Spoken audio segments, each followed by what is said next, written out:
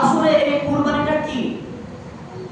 কুরবানিটা কি? কুরবানির ব্যাপারে রাসূলুল্লাহ সাল্লাল্লাহু আলাইহি ওয়াসাল্লামের কাছে সাহাবী আজমাইনরা জিজ্ঞাসা করলেন, ক্বালা আসহাবু ইয়া রাসূলুল্লাহ, হে আল্লাহর রাসূল, মা হাদিহিল আদাহি, যে কুরবানি কি? আল্লাহ নবী সাল্লাল্লাহু আলাইহি ওয়াসাল্লাম বললেন, ক্বালা সুন্নাতু আবিকুম ইব্রাহিম আলাইহিস সালাতু ওয়াস সালাম। চিৎকার দিয়ে বলেন না সুবহানাল্লাহ।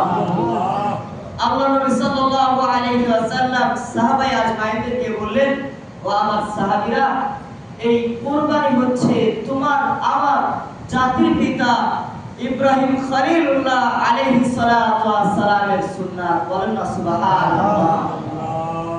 সাহাবায়ে আজমাইনরা জিজ্ঞাসা করলেন, ক্বালু ফামা লানা ফিহা ইয়া রাসূলুল্লাহ, আমরা যদি আমাদের বাবা ইব্রাহিম আলাইহিস সালাতু ওয়াস সালামের এই সুন্নাত প্রতিষ্ঠা করি, আমরা যদি কুরবানি করি, তাহলে আমাদের লাভ হবে কি ইয়া রাসূলুল্লাহ?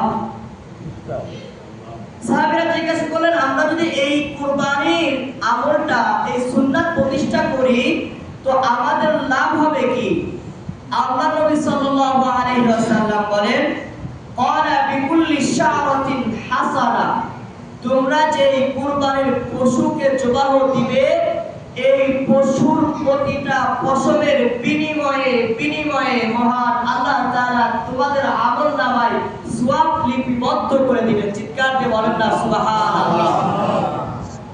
সাহাবীরা জিজ্ঞাসা করলেন, ইয়া রাসূলুল্লাহ, তাই প্রতিটা পশমের বিনিময়ে আল্লাহ সওয়াব লিপিবদ্ধ করবে?